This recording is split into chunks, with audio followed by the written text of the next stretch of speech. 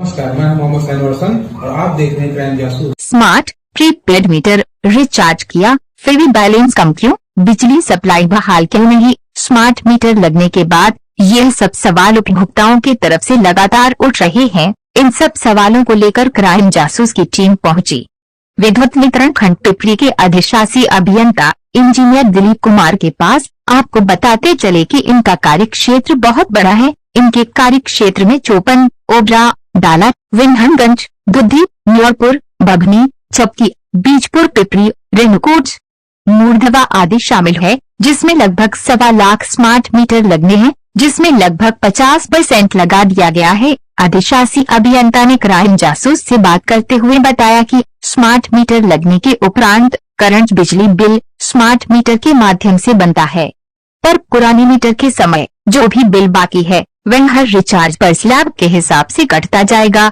जैसे 10,000 तक के पिछले बकाये पर 10% आपके द्वारा किए जा रहे रिचार्ज में से कट जाएगा। इसके उपरांत शेष बचा पैसा स्मार्ट मीटर के द्वारा बनाए गए बिल में जाएगा, और अगर पुराने बकाया काटने के बाद स्मार्ट मीटर के नए बिल अमाउंट से बैलेंस कम हुआ तो आपकी बिजली सप्लाई चालू नहीं होगी। उसी तरह 10,000 से 15,000 रुपए तक के बकाये पर 15%, 15,000 से 20,000 बकाये पर 20%, 20,000 से अधिक पर 25% रिचार्ज किए जा रहे अमाउंट से काट लिए जाएंगे। आइए सुनते हैं अधिशासी अभियंता ने क्राइम जासूस से एक्सक्लूसिव बातचीत में क्या बताया। सर, स्मार्ट मीटर को लेकर कुछ बातें सामने आ रही हैं, किस प्रकार की दिक्कतों का सामना आपको और उपभोक्ताओं को करना पड़ रहा है?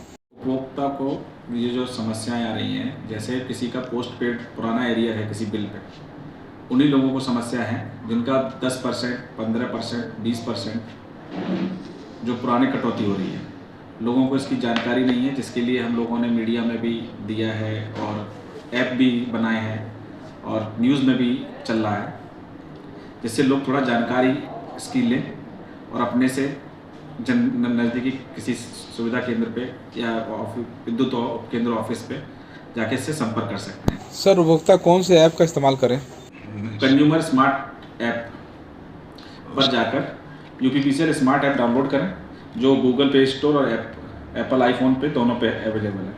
क्या इसमें हर चीज़, मतलब ग्राफ के माहवार डेली कितना कंजप्शन आप खर्च कर रहे हैं, वो सारी चीज़ें इसमें शो कर रहा है। किसी की माध्यम से भी आप यूपीआई, पेटीएम, गूगल पे या ऐप के माध्यम से भी, जो विभाग का ऐप है उसके माध्यम से भी रिचार्ज करेंगे तो रियल टाइम अपडेट है।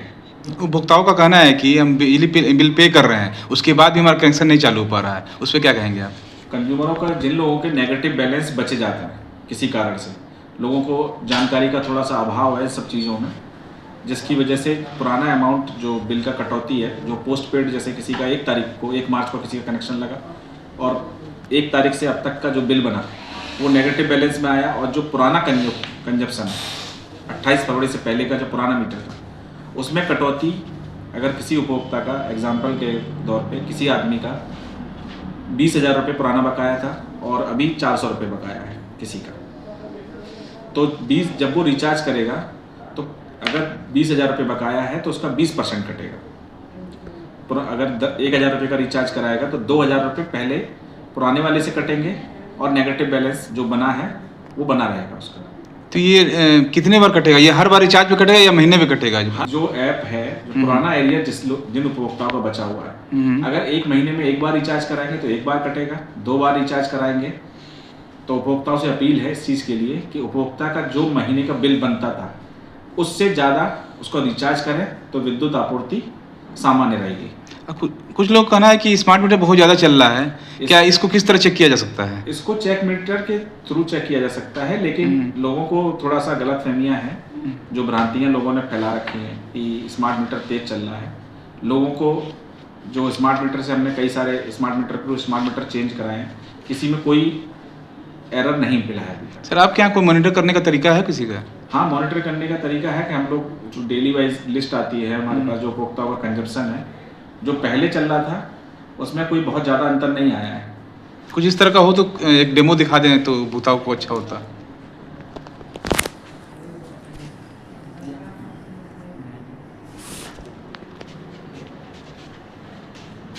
जैसे एक कंज्यूमर ऊर्जा वन ऐप है, जिसके माध्यम से इसमें डेली यूज कि आपने मंथली कितना खर्च किया, जो ब्लू कलर की लाइन दिख रही है कि इसका मंथली कंजप्शन है। अगर आप इसको डेली में जाएंगे तो डेली में आपने कितना कंज्यूम किया, आज की रीडिंग कितना कंज्यूम किया, कितना आपने लोड चलाया, और अब जिनका डिमांड ज़्यादा आएगा, जैसे लोड ज़्यादा चला रहे हैं, उनका ऑटोमेटिकली 3 महीने के अंदर स्मार्ट मीटर अपने आप लोड बढ़ा देगा।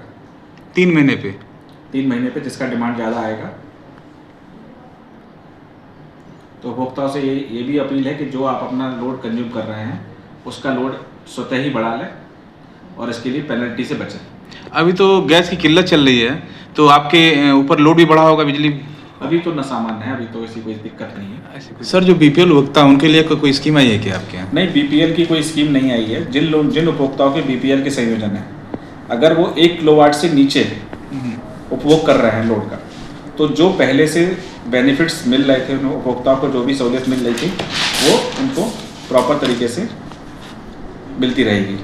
अगर उनका डिमांड 1 किलोवाट से 1.1 हो गया तो उनके जितने भी बेनिफिट्स हैं वो ऑटोमेटिकली ख़त्म हो जाएंगे और उपभोक्ता सामान्य श्रेणी में आ जाएगा।